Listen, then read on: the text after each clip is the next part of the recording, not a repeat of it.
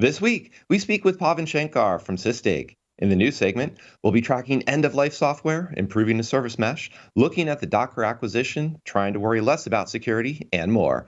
Stay tuned for Application Security Weekly.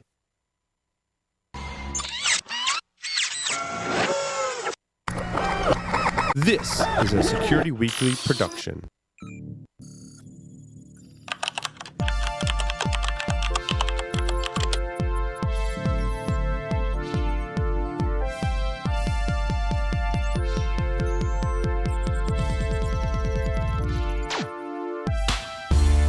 Make sure your team is prepared to fight off the latest cybersecurity threat. IT Pro TV is the resource to keep you and your IT team skills up to date. You can stream IT Pro TV courses live and on demand, so there's no need to send staff to off-site training. Team subscriptions include Pro Portal, so managers have full control over your team's training schedule. Go to itpro.tv/ASW and use the code ASW30 to try it free for 7 days and receive 30% off your monthly membership. Signal Sciences secures the most important web applications, APIs, and microservices of the world's leading companies. Protecting over 7,500 applications and 150 billion production requests per week, Signal Sciences Next-Gen WAF and RASP help companies increase security and maintain site reliability without sacrificing velocity, all at the lowest total cost of ownership. Signal Sciences' patented technology protects any application against any attack, with integrations into any DevOps toolchain. Signal Sciences, demand more from your WAF. Learn more at signalsciences.com/PSW. Welcome to Application Security Weekly. This is episode 85, recorded November 18th, 2019. I'm your host, Mike Shima, and I'm here with Matt Alderman. Hey, Matt. Good morning, Mike. Good morning. No John this week. I saw him on Friday, but he's not going to make it today. We'll keep our fingers crossed. Maybe we can magically summon him by, we'll start talking about machine learning. Maybe that'll get his attention. Register for one of our upcoming webcasts with Kevin O'Brien of Greathorn, or Steve Lobenstein of Core Security, or both, by going to securityweekly.com. Click the webcast dropdown and select registration. If you have missed any of our previously recorded webcasts, you can find our on-demand library by selecting On Demand from the webcast dropdown. If you attend any of our webcasts, you will receive 1 CPE credit per webcast. We're currently running our annual listener feedback survey. Please visit securityweekly.com, click the Survey tab, and select 2019 Listener Survey to submit your responses. Pawan Shankar has over 8 years of experience in enterprise networking and security. Previously, he worked for Cisco as an SE and a PM, working with large enterprises on data center and cloud networking and security solutions. He also spent time at Dome9, acquired by Checkpoint, leading their security and compliance product marketing efforts. He's now a senior PMM at Sysdig, focusing on their container security product, Sysdig Secure. Pawan holds a BS in electrical engineering from UCLA and an MBA from UC Berkeley Haas. Hi, Pawan. Thanks for joining us today. Hey, Mike. Glad to be here. Thank you for having me. Yeah, it's great to talk to you again. And I know that this week, KubeCon is coming up. So I think Kubernetes is on everyone's mind, as well as, I think, Kubernetes and security. So why don't we dive into that first off? Just what are you seeing or what are you expecting perhaps even this week from KubeCon, Kubernetes, and security? Yeah, so first of all, we're excited to be at KubeCon this year. There's a lot of momentum in this space. And especially like you mentioned, security is top of mind to a lot of companies.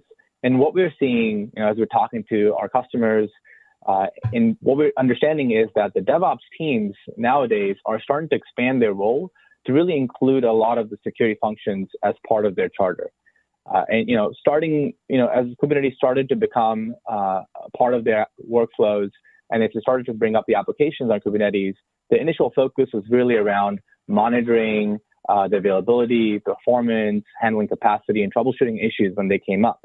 But as Kubernetes ramps up, a lot of the security functions, such as scanning for vulnerabilities, runtime security, as well as triaging alerts and responding to incidents, conducting forensics, all of these also becomes important as part of their workflow. So really this convergence of performance and availability, along with some of the security and compliance functions, becomes part of this new workflow for a secure DevOps story. Pavan, a lot of people talk about this concept of DevSecOps, and Yes. it's not really, I think, security driving it as much as maybe as DevOps is driving it. Is that the way you're seeing it? Is that the DevOps team is taking a more proactive role in the security compliance aspects, or is it because security is kind of trying to put the overarching umbrella of security and compliance in there? How are you seeing that shape up right now? Exactly. So a lot of times when we talk to these teams, they often mention that security usually comes in late in the process. Because of that, it often slows down the application deployment and delivery a lot. And this is one of the reasons why, as teams ramp up Kubernetes, they often can't wait for their security teams to become aware of the platform itself and how to handle security. And this is because the DevOps teams, live in the platform itself, so they understand. They have the best context to understand how do they set the most precise policies to detect and prevent issues. Now, a lot of those guidelines can come from the security teams, and that's what we're seeing, where a lot of times teams work with their InfoSec counterparts to understand the policies, but these DevOps teams are more and more applying these policies in Kubernetes because they understand it the best. Yeah. And then let's talk about layers for a second, because, traditionally we would have applied security at the host that was run in the orchestrator. Then we saw a move to the container, and we were all going after kind of the container layer security.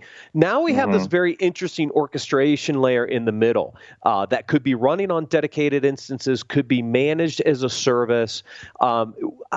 Kind of talk through the different layers of how security is being approached in this containerized world, because there's multiple layers and different, I think, requirements on how to best secure those.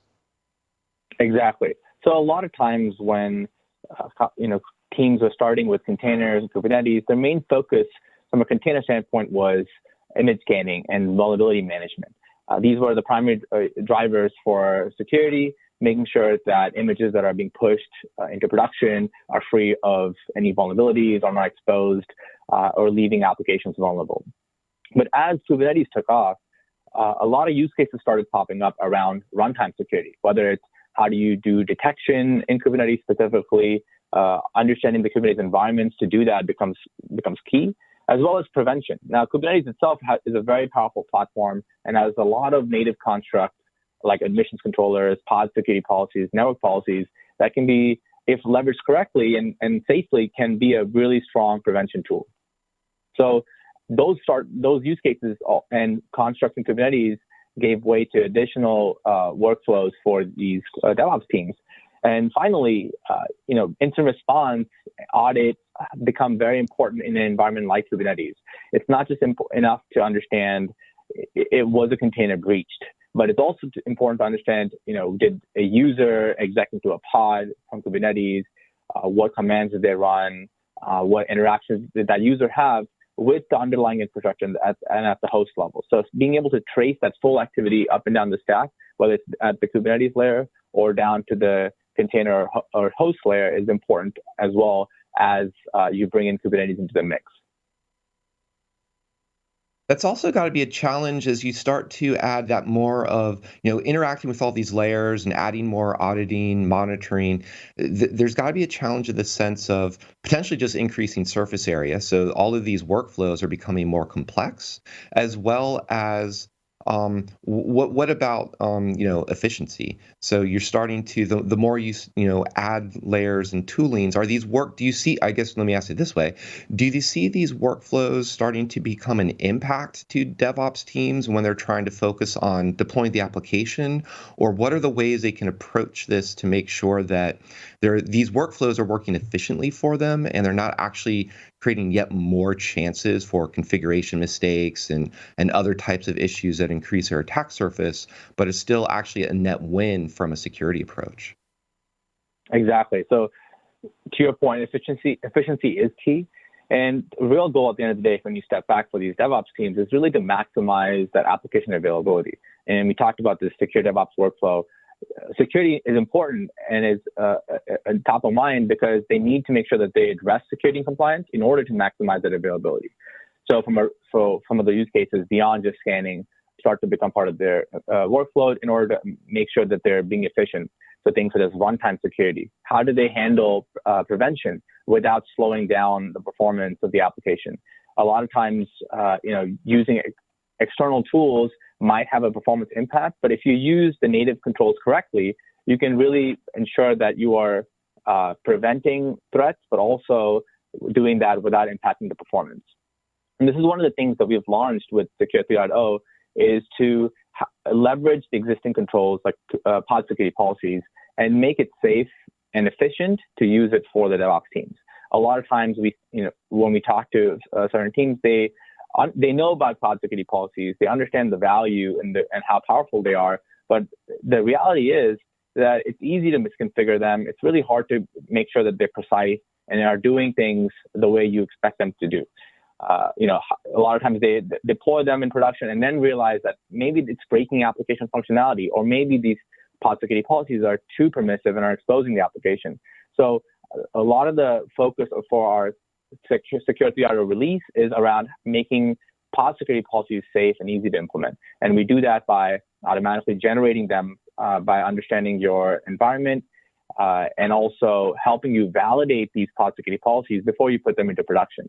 That way, you can iteratively understand exactly what would occur if you apply these policies, fine-tune them further until you feel confident that you can enforce them in production, thereby maximizing availability, making sure that workflow for that DevOps team is efficient, and also keeping security top of mind and addressing those functions from the get-go. Almost like a DevOps approach for policies, right? This kind of iterative approach where you put some policies in place, you kind of see how they react, then you can have the ability to adjust and modify those over time. And more to my question is, where do they test these out? Is this done kind of in a staging environment, or is this also done in production as this stuff gets rolled out?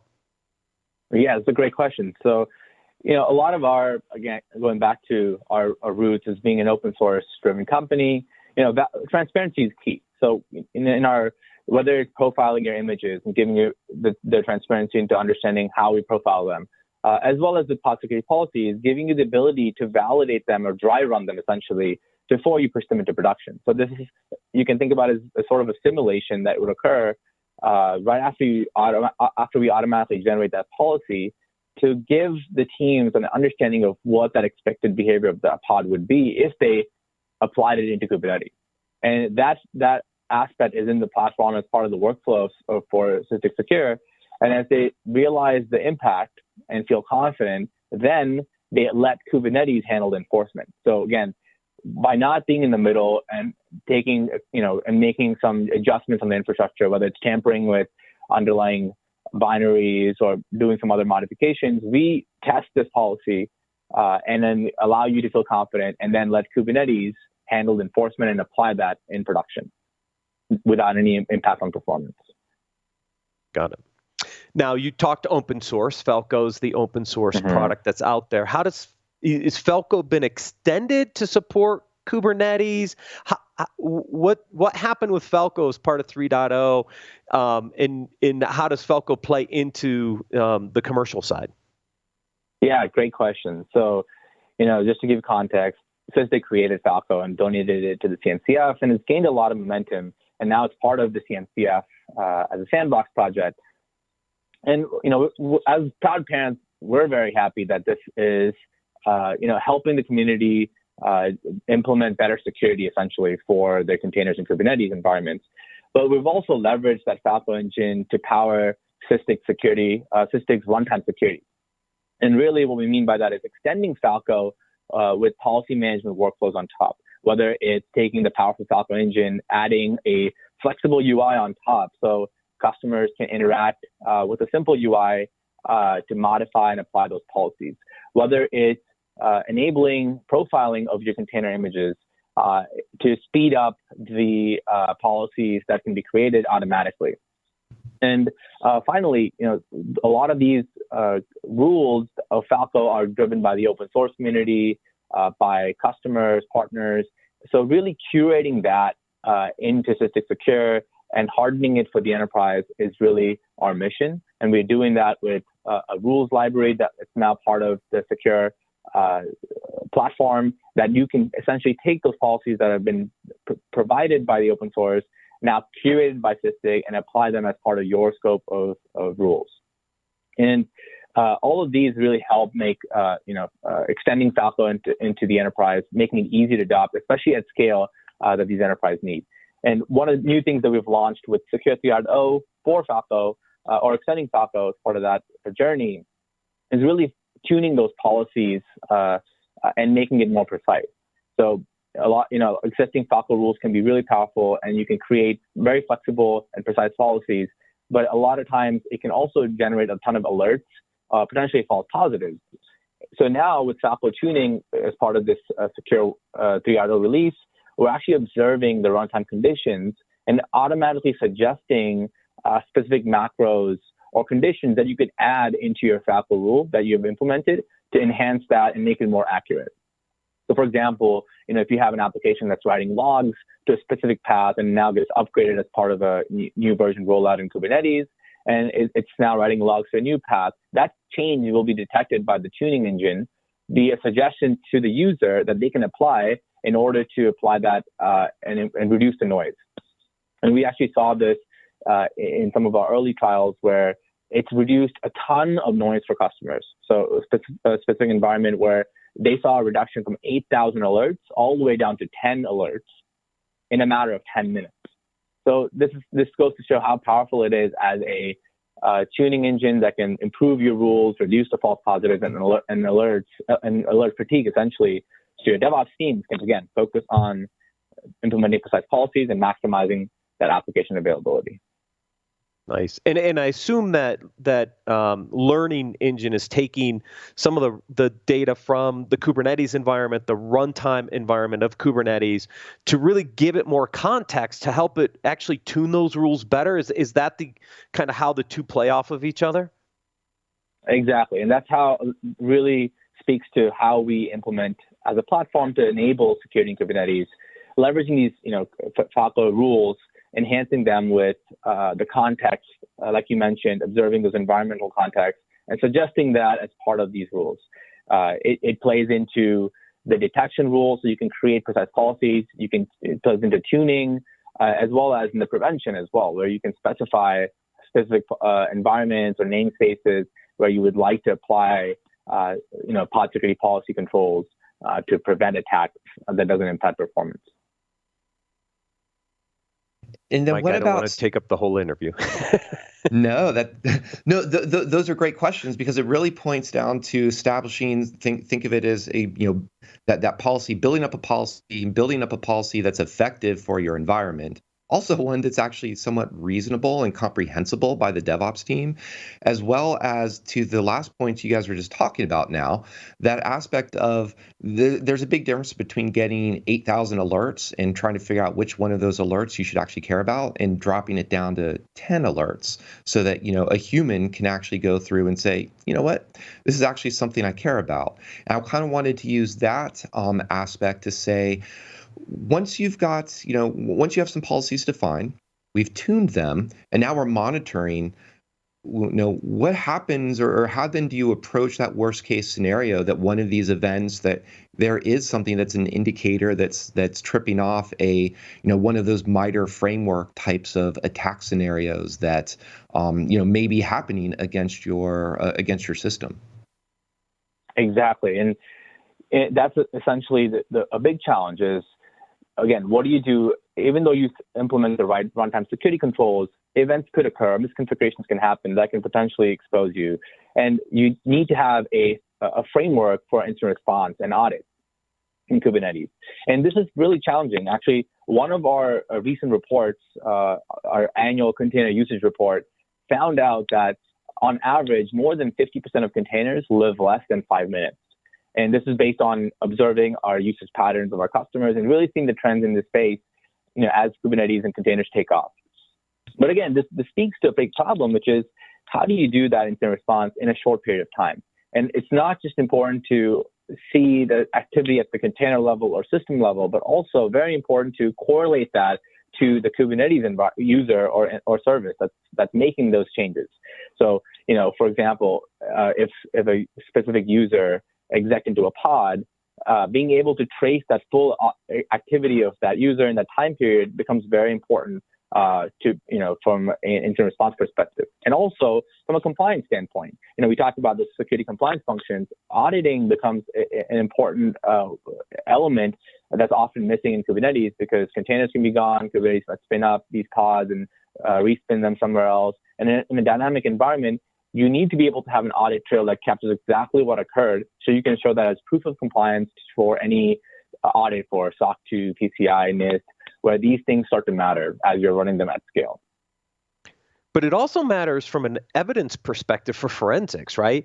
Because think about this. A container's up for 5 minutes. It gets compromised. It's somewhere in that time period, and now the container's gone. Well, how do you investigate what actually happened? What changes do you need to make to the environment without having that container available anymore? The evidence of what happened during its 5-minute lifespan is important to deal with potential incident response aspects. Exactly, and that's definitely a big use case we always hear is what happens after that container is gone? How do I conduct that forensics? And beyond just understanding the Kubernetes user activity, the commands that run, the next obvious step is, okay, if this person actually shelled into this container and performed something malicious or exfiltrated data, I want to understand exactly what they did. Did they modify some files? Did they access something that they shouldn't have? And especially if this is a sensitive part of your environment, maybe a PCI scoped namespace, for example, all eyes are on you and the DevOps teams, again, right, to say and show, did someone violate PCI? Did they not? So being able to go all the way down to the, almost to essentially the file payload level is the way to be able to conduct that forensics.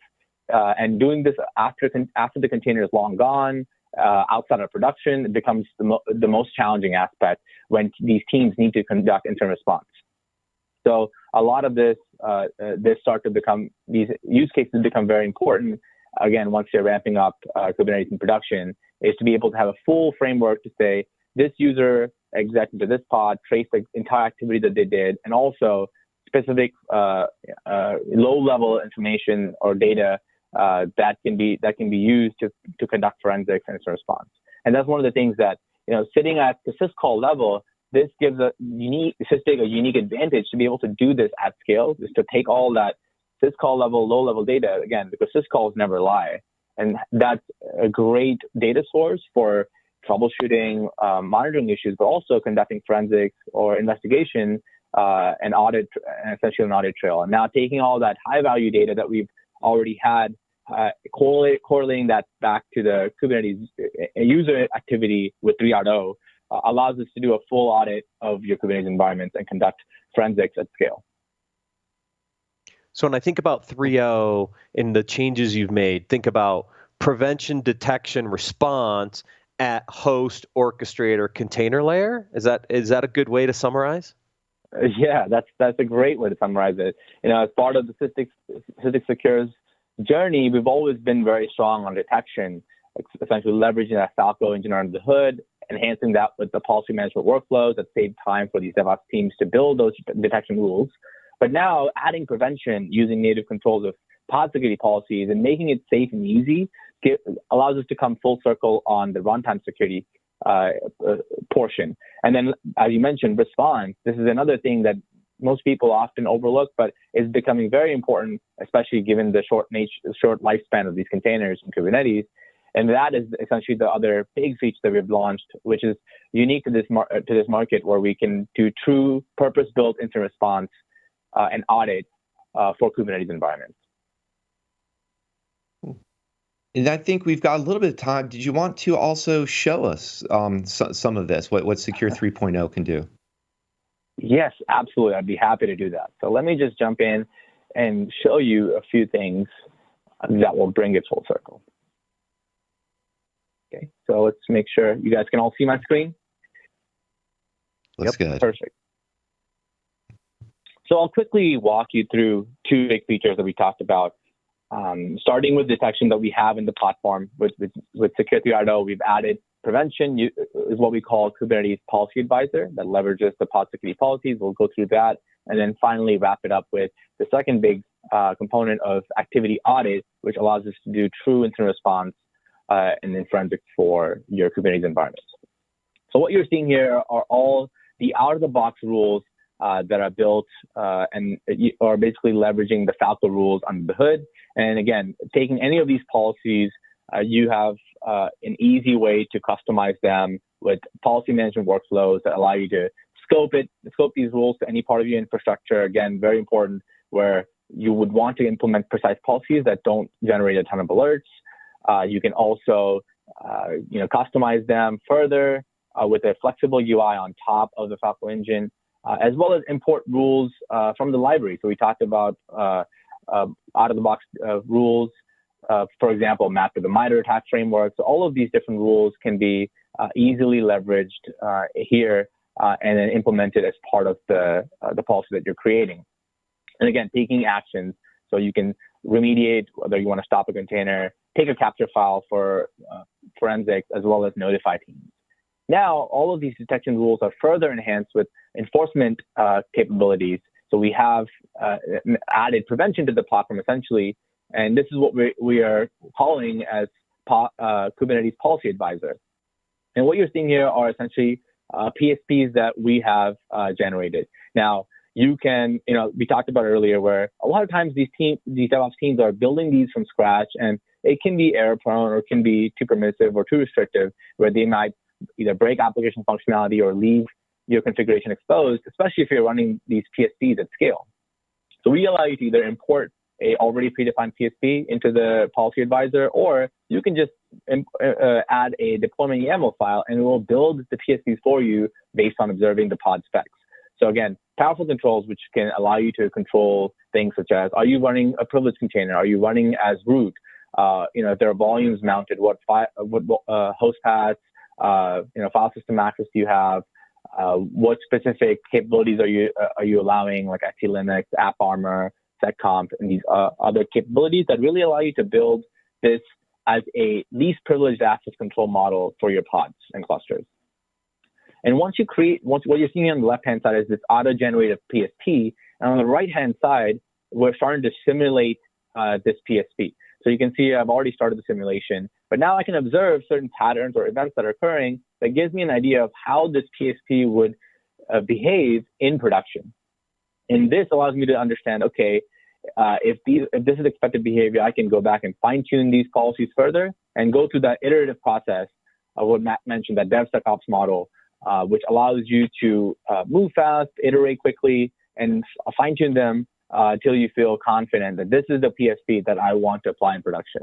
And then I can just stop my simulation and then let Kubernetes and push this to Kubernetes and let Kubernetes go and enforce this PSP onto that cluster, which allows two things. Doesn't have a middleman in the picture, which is a cleaner and a safer approach. And also, number two, doesn't impact the performance of your cluster. If you have outside security agents that are, modifying the underlying infrastructure, maybe modifying runc or libc and other host binaries, that could incur some performance impact and also open up some security holes.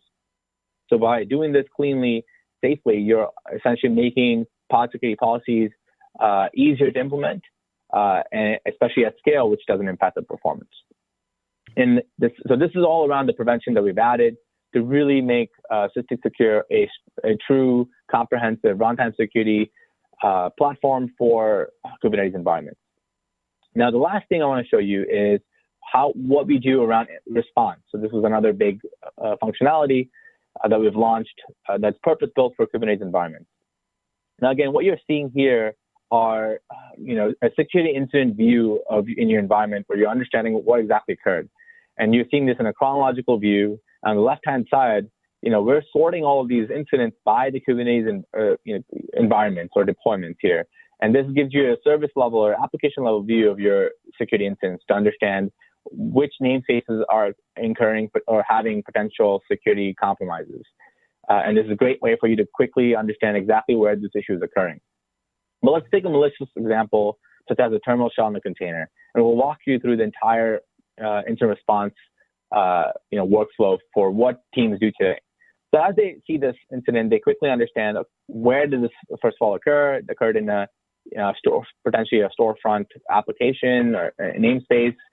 which could be potentially sensitive in your environment. You understand the IP and MAC address and some high-level information. But the first thing I want to understand is what exactly occurred, and give me an activity audit, essentially, of this environment when this terminal shell occurred. So this is a new feature that allows you to do that. So there's three things here. First, again, on the left-hand side, we're grouping all of this audit data by your specific grouping of choice, whether it's an AWS cloud view, whether it's a physical hosting containers view, or deployments and pods, or more application level view, but also anything else that you want to see, perhaps by replica sets, daemon sets, other services, and so on. But for this example, you can see this is grouped by applications where you're understanding the audit activity specific to this WooCommerce app that we just talked about as part of the storefront namespace. And now on the top, you see a chart here that allows you to visualize incidents that occurred in Kubernetes and correlate and see the correlation dynamically. So here I see a spike that occurred on November 17th at about 1:20 a.m. And I can see that some commands were run, about 8 commands, but I can also see that it occurred as part of this kubeexec session. So I'm correlating. This is really powerful because I'm correlating low-level commands back to the specific user that conducted those commands. And here I can see all those commands and see the sort view here for this user. So let me filter it by that specific session. And now I'm seeing all the commands that were run by a specific user that exec'd into this pod and see exactly what he or she did. And if I clicked in to this user activity, I can see information about the Kubernetes resource, the user and group, the IP that they logged in from, and which containers did they access. But further, I can go in and say, what did they actually perform as part of this exec into this pod in this short period of time? They, someone bashed in, curled down some URL, tarred a file, zipped it, and then shared the bash history. Again, you're seeing this all dynamically filtered and indexed by that user session, and that user may have come in, and then the pod might have been restarted, or a container might be killed. And up until today, there's no way to understand that full audit trail in your Kubernetes environment and who did what. This helps you understand who did what. And now, going a step deeper, I can say, okay, if someone sharded this, did all these commands, is obviously malicious, but I want to go a step deeper and say, did this person modify, access, or do anything to my files in this specific application, or any other low-level data? So now we can leverage that existing Sysdig capture data, which is part of that of our forensics capabilities. And again, if you're familiar with Wireshark, you understood the power of how you could take a TCP dump of your network packets and analyze them to fill your heart's content. You can do the same thing here with us being able to take a system called dump pre and post event in the when an incident occurs in this SCAP file format that allows you to interact with all of this data long after that container is gone. Now, extending that activity audit that we just talked about, we're basically telling you how you can go and correlate and understand exactly what occurred all the way down to the lowest level of data. So here you're seeing 30 seconds in 30-second time frame. I captured about 630,000 system calls, so extremely powerful. And I can do further forensics and incident response, where I can see, okay, what commands were run, was there any files that were modified or accessed, and then you see a pattern here that's emerging. And if I zoom into that half a second, roughly, I brought it down to about 26,000 system calls, but I can actually go zoom in and see those commands that were run. And again, these are the same commands we saw earlier as part of the activity audit, but I can go multiple levels deeper, actually open up this file that was touched as part of this terminal shell that occurred when this user exec'd into this pod, and show you the payload of the file when this rootkit was potentially installed. So again, now you're seeing all the way down to the file payload level exactly what occurred long after the container is gone, and you're doing this outside of production. So again, to summarize this, we started with the workflow where we detected an incident, we analyzed and explored all the activity that occurred as part of this audit trail that's purpose-built for Kubernetes to trace the full user interaction, and then went all the way down into the payload of the file to see exactly what was written when this rootkit was installed. Again, very powerful feature, allows you to do full incident response, audit, and forensics across the Kubernetes stack. That's really cool. And I think one of the things that, just kind of emphasize, you and Matt had been talking about, these are, these containers, these are ephemeral bits of data, they're going to run the container may run for 5 minutes, but now if you can collect the data and importantly, be able to tie not only this process to this container, but this process to this user and this sequence of events, that's what really helps with that incident response. And that's the informative part for anybody who's trying, an incident handler trying to dive down and answer that very important question: should we be worried or not worried about this particular alert? And that's a really compelling story just to be able to answer or to build right there.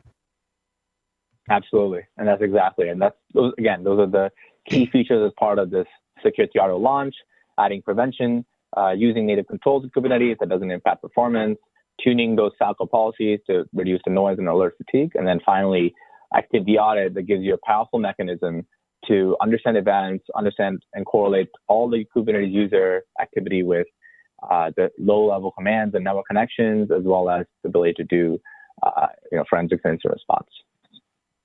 Cool. Well, I know that you're getting ready to take off for KubeCon, so it sounds like there's going to be it'll be a good week of Kubernetes and security, and this was definitely a good highlight into DevOps teams handling security within their Kubernetes environment. So I want to say thank you again, Pawan, for sharing all that with us. Absolutely, my pleasure. Thank you so much, guys, for having me. Cool. Thank you again. And for those of you who are interested and want to hear more about Falco in particular, we spoke with Pawan back in episode 74, back in August 26, 2019. So look up that episode and you can find out some more. So thanks again, Pawan. Thanks again, Matt. We're going to take a quick break and we'll return with news of the week.